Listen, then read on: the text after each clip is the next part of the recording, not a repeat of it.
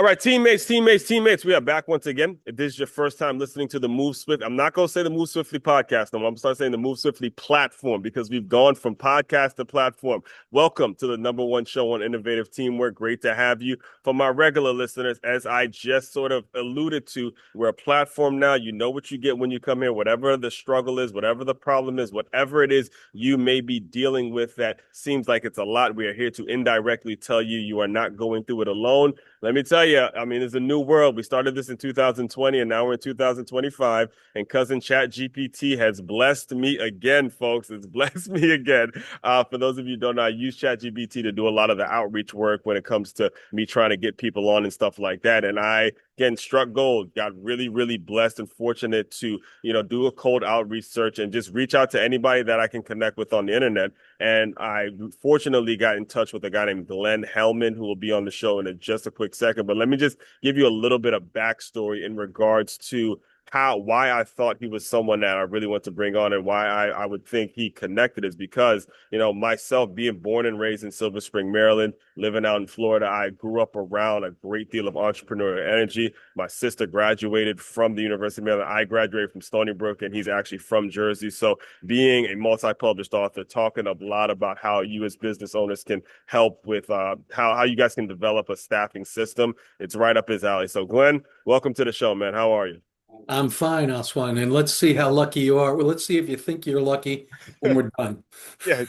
Well, the thing is, so regular listeners know this about me. Eventually I do my research and I will listen to people on other shows before they come on. And that's kind of my vetting process because I'm like a self-development junkie. And the thing about you is I jokingly tell my girlfriend all the time now, I'm not ruling out stand-up comedy. I'm not ruling out stand-up comedy. And she laughs at me because as an author, you always want to develop your public speaking skills. And you actually have experience doing that very thing. So before we get there, though, I'd love for you to just kind of introduce yourself a little bit more. If I missed anything in the intro, just give a little bit about your background a little bit, and then we'll kind of tailor it from there. Okay. So I graduated from Maryland. Uh, I was part of the top of the class. I graduated in the top 80%, Hmm. which meant I made the 80%, the top 80% possible. I was in the bottom. And the only thing that was open to me at the time, I was always interested in technology. The only thing that was open to me was sales jobs. And I worked my ass off and got a job at a company that was a startup Uh-huh. and called Lexitron. And it was just a blast. I Hmm. loved it. I made a significant amount of money selling. Hmm. And the company was sold to Raytheon, a large company. Hmm. We operated under there. I became a manager. Um, and I left, went to another few other companies. I had one public offering where I was able to have a lot of stock, and it was a good public offering, made some money at Progress Software, Hmm. and started my own company afterwards with a couple other guys. Failed miserably, raised $6 million and failed miserably. Hmm. Um, Went to another company and we were very successful. I was hired as a consultant, came on board as a COO, Right. directed the company. I had relationships with VCs, directed them how to raise VC money. We raised VC money. We sold it for $100 million cash. Right. Nice exit. Um, and when I did that, I had to work for this company, a Fortune 500 called 3Com at the time, for a year as a general manager. And I hated, that's the only time I really worked for a Hmm. large company. I hated it, couldn't stand it, not the kind of culture Right. I could thrive in. Um, I had to stay 1 year to get an earnout. And when I left, one of the VCs from the prior company said, Glenn, we have a company just like Call Technologies. They're in trouble. Would you help do a turnaround? Hmm. So I commuted from Washington to Colorado and Brisbane, Australia, where the Are you company is serious? You located. commuted? You would. I had family in Washington. I wasn't moving them. So I was only in Australia like Huh. 2 weeks every 3 or 4 months. Huh. Mostly commuted from Denver to back to DC. Huh. Uh, we sold that company, not for a lot of money, but it was an interesting company, had $70 million invested, 300 employees, and I had to bring it down to 110 employees Hmm. within 90 days, or we were out of money. Oh my So God. after I did that turnaround, I got hired to do another one and then another one, all by the VC. It was sort of a one VC said, "Hey, I'd love you to do this company too." Right. And in 19, or I'm sorry, in 2007, during the turn down, and I had finished one of those turnarounds. Hmm. I had laid off so many people. Right. I had let, I had sold companies for parts. I was not a growth CEO. I was in hospice care and I was gently putting down companies and I became a coach. Hmm. So, in 2007, I joined an organization called Vistage. I learned how to coach. Hmm. Now I'm coaching on my own. And 4 years ago, I started working with, I spend half my time teaching at the University of Maryland. Right. I teach PhDs how to commercialize uh, technology, cutting edge technology. Well, I'm glad you mentioned that because as you came up, and I'm not going to put your age out there or anything like that, but I'm 70. I will say I'll put it out. You put it out there, but I will make sure the listeners are clear on the fact that graduating with a technology degree when you were in college was probably a lot different than what technology means in 2025. So you sort of started alluding to this, but when you're teaching people how to align technology, which is actually the most important thing, which is sales, something that a lot of people run away from. What are some of the steps that you're pushing them forward? Because I see a lot of people who say, I got a technology degree, but they think that they could just run away from sales. But sales is super important regardless of what you do. So what are some of the kind of steps when you talk to So people? first thing we need to do is teach engineers how to talk to humans. Uh, Yes, exactly. Yeah, 1000%, because they get so used to the machines and the coding and systems. and, Right, right. and to not think about widgets, but to think about what kind of value do widgets provide. Hmm. So, um, and probably one of the best lessons is whatever you've done, you haven't created something that people don't have some kind of use for today. I mean, when the automobile was invented, Hmm. people were using horses. To Yes. concentrate Yeah. on the job to be done. The Yeah. job to be done with a car is to get from point A to point B efficiently. Right. And what one must do is interview people in the market, do customer discovery, Hmm. and not around your product, not talking about the product, but talking about the frustrations they have in the job to be done. Now, I don't know if QuickBooks Hmm. is one of your sponsors, but QuickBooks. I No, hate no, it's my, not. I'm sure, I hate my QuickBooks. Right. So if somebody called me and they thought we have the best accounting system since sliced bread, I Hmm. would talk to people who are SMBs about their accounting systems and said, Glenn, tell me about how you do your books. And I would say, well, I use this product called QuickBooks. And they might Hmm. say, well, how satisfied are you with QuickBooks? And I would say on a scale of 1 to 5. And Hmm. I'd say 1. I hate it. I absolutely hate it. Right. So they would go off, most people would go off and say, okay, I'm just going to write a better QuickBooks. The question they missed was, what's your priority to change on a scale of 1 to 5? And it's Hmm. 2 because I don't want to learn a new system. I don't want to have to move all that data. I don't want to have to hook up. I've got a bunch of other things I'd rather work with. So talking to customers about the job they do, finding out what their frustrations are and how important those frustrations are, because people will not change if you're Right. just 10% better. Right. Now, I'm glad you're touching on this topic because that was actually going to be the next talking point, and the next thing I wanted you to address as you were kind of running through your resume and all of the business experiences you have when it comes to the failures, the successes, and everything. Where do you see as a common theme amongst the folks who have failed, who have said, "Look, I want to do this, I want to do that," and it just didn't work out? Is there something that you see that's a common denominator in all of them? In Because failure and what's the such? success, Yes, yeah. I look for 3 things. Hmm. So when I coach people, Hmm. I don't want to push a rock uphill and coach somebody who's not going to get anywhere. Right. That's my failure and theirs. So when I interview people for coaching, I look for people who have the potential to be great CEOs. And one of those things are how open are they to learn? So there are three types of CEOs I work with, I've met. Hmm. Those who know who's buried in the tomb of the unknown soldier. Whoa, you got to elaborate on that one. That's a big one. So it's they are so smart. You can't Mhm. teach them anything. They can't learn anything. They believe they know who's buried in that tomb. Wow. There's a lot of you. I hope that hit somebody. I hope that touched someone. I hope you heard that one because that's hurting a lot of you right now. He's gonna hurt somebody. Now, the second thing, and I am sure that none of your listeners, if they're regular listeners, Hmm. don't fit into this category, but it's those who do not know who's buried in Grant's tomb. They're just not, they're thick as rocks. They don't understand stuff. Right. Um, and the third category are the people who want to know, why is General Grant buried in Manhattan? Hold up, let me- Those people are curious, open to learn, they're lifelong learners, Mhm. and they listen. They listen, they learn, they're seeking knowledge all the time.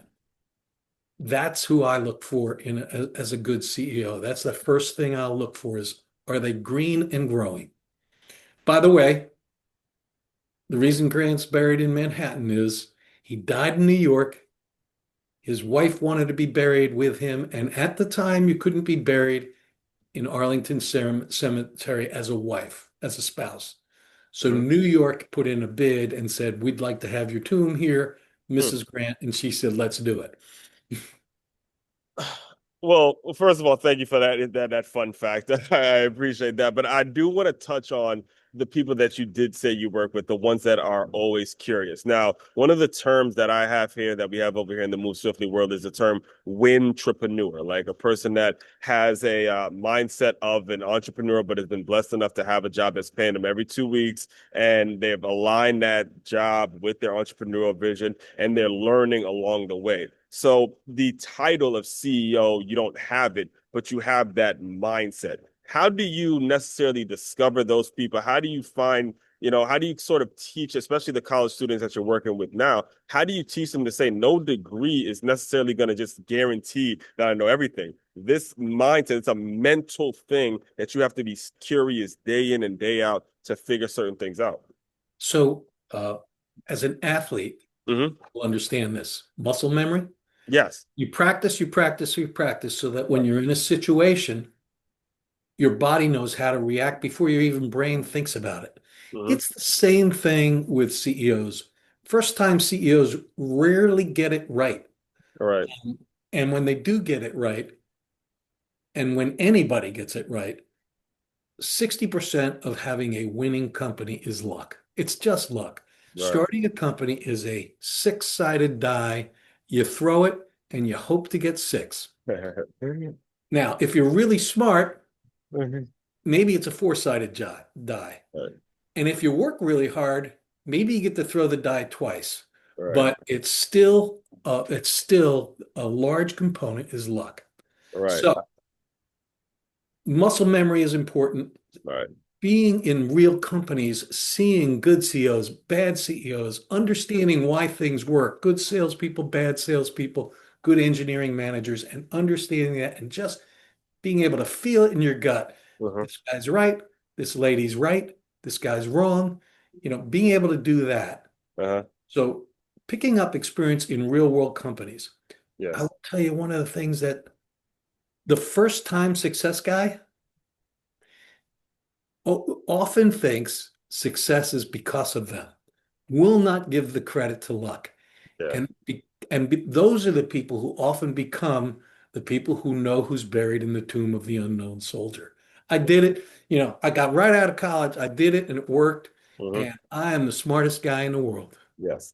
So I'm glad you're Failure bringing this teaches. up because it wasn't until after college where I read the favorite book I've ever read was Outliers by Malcolm Gladwell. And, he speaks on that hockey team that had a leg up on the competition because they were born by a certain date. And these are things when I first read it as a sports guy, I was like, come on, Malcolm Gladwell, you kind of you're reaching. But then he starts talking about the Beatles and how they were performing 7 hours of this garbage, and then Beethoven and so many other 1,000 hours. yeah, to 10,000 hours. And when you think about, the things I've done, you think about the things you've done, it's literally been 10,000 hours, but these are things that just happen. We grew up, like I mentioned, I grew up in Maryland, not knowing that, look, Bill Clinton was going to do this and I was going to get into politics and this, no, Bob I did not know all these things were going to happen, but I saw them growing up. So when you mention luck, I think to that CEO, like you had just mentioned, or even to the athlete that comes out of college and makes millions of dollars, you start thinking you know everything there is to know about the world. And eventually that begins your downfall, folks. I'm telling this for a reason. You cannot let it get to the point where you think you know everything there is to know about the world. And I'm bringing all this up because I do want to make sure, because I want to be very respectful of your time. But you also have a book series out, which was one of the things that really attracted me to what you're doing. Can you speak a little bit on the intellectual property, the book series that you have out now, how all that came about, and just kind of go ahead and plug away a little bit. Okay, so as a business coach, I've taken all the lessons that I've learned in business in 40 years and tried to put it in a book called Intentional Leadership. Yep. It took me 10 years to write that book, Mm-hmm. but then it was like a dam broke. So I have to tell a story that's kind Yes. of funny. I used to be a blogger. I was well known in DC. They called me Mr. Cranky. Mr. What, Cranky? Mr. Cranky. And the reason I was Mr. Cranky is I was an angel investor and a startup CEO and a business coach, and I would see people pitching for money who were either lying or stupid or whatever else. So there was this guy once who said he went to was a Harvard grad, and I Right. was able to check. He just didn't talk like a Harvard grad, and I don't care if you're a Harvard grad or not. I just care if you say you're a Harvard grad and you're not. I Right. mean, I don't care if you went to college. There are great CEOs who never went to college. Right. So I checked it out, and it turned out that he had taken a class that was open to anybody with a credit card. He had taken one class that Mm-hmm. cost him $2,000 that was online, and he called himself a Harvard grad. He had flunked out of a local Virginia college. Jeez. I found all this out. Uh-huh. So then I started digging into his background. I found some other uh, red flags. Mm-hmm. I would write about that and I'd call him out and he threatened to sue me. And I actually did a GoFundMe to raise money. And I raised $6,000. And Wow. my lawyer then sent him a note saying pound sand. And they Wow. never wound up suing me. But that guy now is in prison. Oh my God. It, Barbara Corcoran from the Shark Tank Yeah. was an investor in his company. He had raised $18 million. Mm-hmm.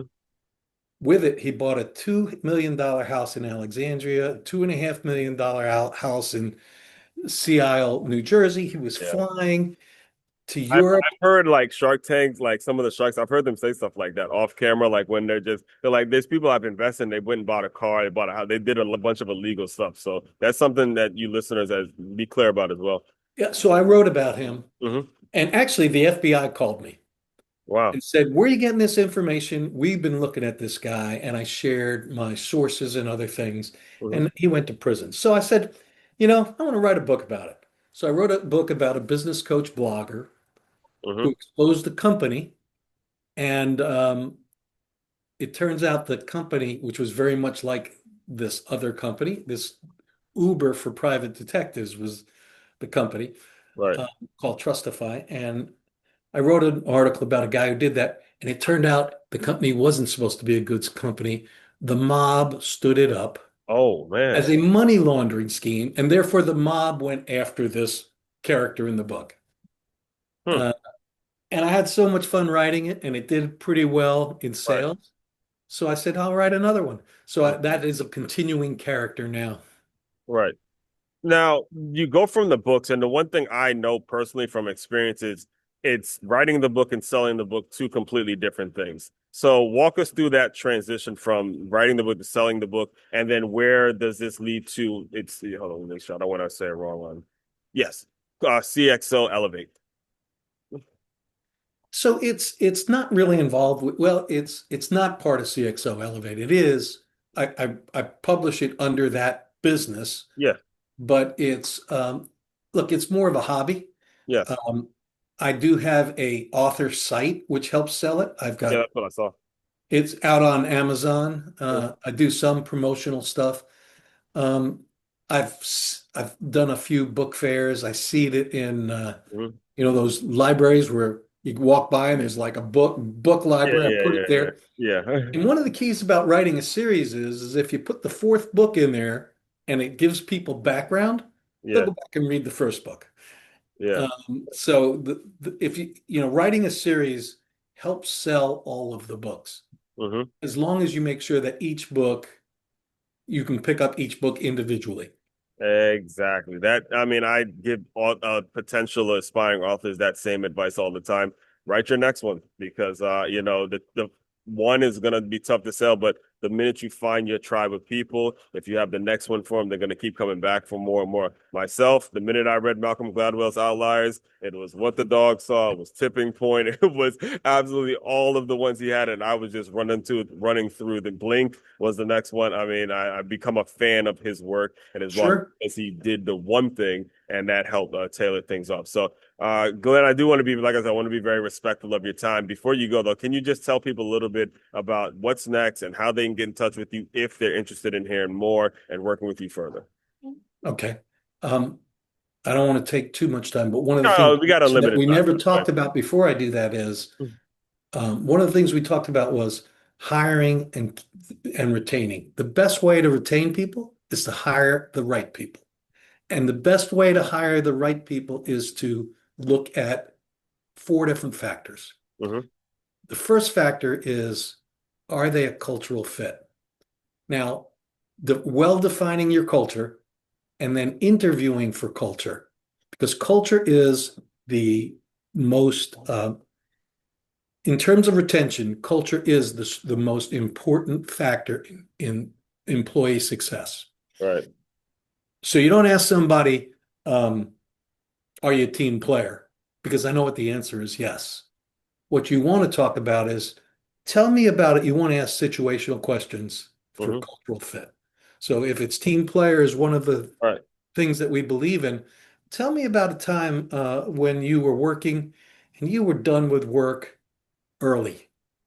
What'd you do? Yes. Tell me about a time when people around you were struggling. What'd you do? You want to ask situational questions that show you, give you insight that there is a cultural fit. The next thing is a personality fit. So, as an athlete, you know this. Mm-hmm. I'm short, I'm fat. I am never going to dunk you can't teach me how to dunk a basketball, Mm-hmm. but you could teach me how to hit a free throw. Yeah. Hitting a free throw is a skill. Dunking a basketball isn't a skill, it's a physical trait. You got to be able to God, jump, you God got to be give a me. certain height. It's God It's give. a physical trait. Mm-hmm. Same thing in work. If you gave me I have the cognitive ability, which is another thing you want to check, Mm-hmm. and the experience, which is the other thing you want to check. If you gave me an accounting finance test and it was a 20-minute test, I'd ace it. Mm-hmm. If you hired me to be your CFO, I'd fail in a day because I am not wired. My personality is not wired to do the same thing over and over again, Yeah. pay that attention to detail. Mm-hmm. And so if you're asking somebody to do a job that doesn't fit their traits, their hardwired traits, it's like taking one of those spring-loaded weights. Mm-hmm. If it's a good fit, like telling a story, I'm a storyteller, then that spring-loaded weight is 10 pounds and I can hold it there all day. Yeah. If you ask me to be an accountant, it's 150 pounds and I can barely get it across, but I can only hold it for 5 minutes. Right. So smart people can do things that they're not wired to do, but they can't do it for a long period of time. So you want to make sure you understand what are the traits important for the role and does this person fit the trait? Mm-hmm. And the next two are a balance. If you need them to be productive tomorrow, then experience is the most important thing. if you have time to teach him, way more important than experience is cognitive ability. So you want to judge their experience, their cognitive ability, their personality Mhm. traits, and cultural fit. Right. If you get all those things right, you build a good, cohesive team. Right. And it to kind of I appreciate you sharing that first of all. And then to add to that point, you as an owner, you gotta know these things before you get engaged in the conversation. Because if you don't know it going in, then what I've seen is people get so desperate to hire folks and just fill bodies, then they just end up it's like a factory where you're just bringing people in and out because you haven't established a structure on the beforehand for you to figure out who are the right people, what is the culture, and what are the traits I'm looking for. Not necessarily the degrees and like you had just mentioned, who can ace a test, but what are the traits that I'm able to look for. So when I see it, okay, that's my guy. That's That's right. What are the traits and what's the culture? And if you haven't defined Mhm. the culture defines itself, and that's not good. No, it's I not agree. because it's like it just moves in the direction. Again, no one, let's even go back 3 or 4 years ago. The way I got in touch with you wouldn't have been possible because ChatGPT really wasn't a big thing where, it's just connecting folks that are like-minded and it's Oswan, that is a fabulous point. right. Especially and culture isn't static. Mhm. So when you're brand new, you have one kind of culture. When you're bigger, you're going to have another kind of culture.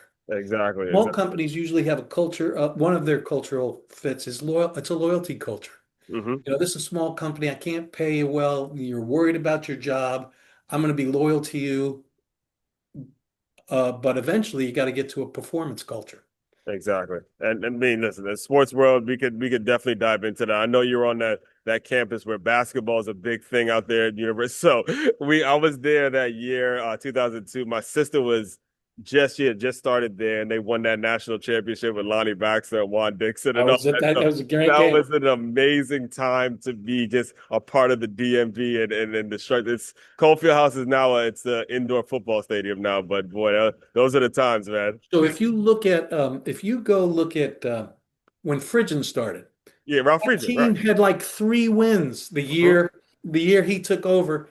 He didn't bring in any new big players, Hmm. but he did change the culture. And that same team won the ACC. He was coach of the year, Yeah. Mhm. and they went to the Orange Bowl and Listen, got their butts beat. But now me and my sister, we went to that. Now I like Florida State. I'm a Michigan fan, and my heart's with Michigan. My second team is Florida State, so I went there. My sister was like, "Look, you might not want to say because we're in the student section." She's like, "You might want to keep that under wraps." And it just so happens that was the upset when Maryland beat Florida State that that year. is the only year we beat Florida State. And I was there in the crowd, and I was like, I was there. I could not believe that happened. So, man, look, I will be back there at some point. So, when I am, man, we got to link up and Yeah, let's do that. kind of chat it and do something because this is I got you on LinkedIn and all that stuff. But like I said, before you go, please plug away. Tell people how they can get Company name is you and all that. CXO Elevate. Hmm. I run two CEO groups that meet once a month Okay. in the DC area. So you got to be a DMV Mhm. person for that. But they meet once a month and it's like group therapy. Um, Yes. Mhm.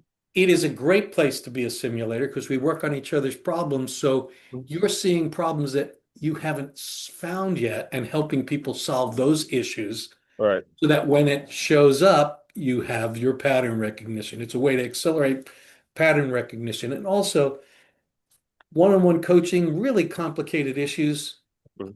my answers are not necessarily right. But when you have a group of people working together with the same goal and a process, Yes. do issue processing, uh, it's golden. So I Yeah. do that. I coach and buy my books. They're all on Amazon. Glen Hellman, just go to Amazon and say Glen Hellman books.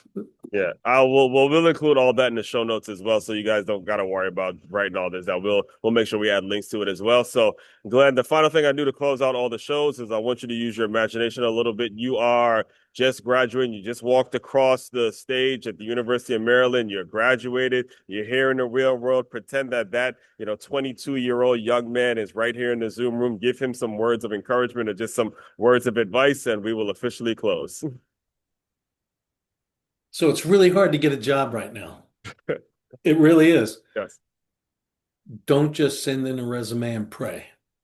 Mm-hmm. Show up. Sit in that waiting room and wait. Mm-hmm. Meet somebody. Get warm introductions. Um, I'll tell you that when I got hired, uh, I told the guys it was a company I wanted to work for. They didn't hire people out of college.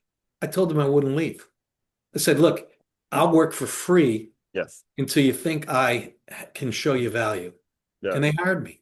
And 3 years later, I was managing a team of 10 Mm-hmm. people.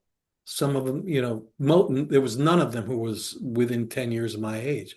Mm-hmm. But do not do not throw in a resume and think it's going to work. It's got to be something else. You got to do something else. As the promise of the show, whatever you're struggling with, whatever the difficulty is, we're here to indirectly tell you you're not going through When it you alone. when you use Indeed or LinkedIn to Yeah. apply for a thing, there's 1,000 there, and you're not going to stand out. But if you're Right. sitting in the waiting room Mm-hmm. You're there. of the lobby, you'll stand out. Exactly. So the final thing we do is we officially drop the mic. We Thank you. officially done it. So fellow teammates, continue to move swiftly. We will talk more soon. All right, I enjoyed it. Thank you. All right.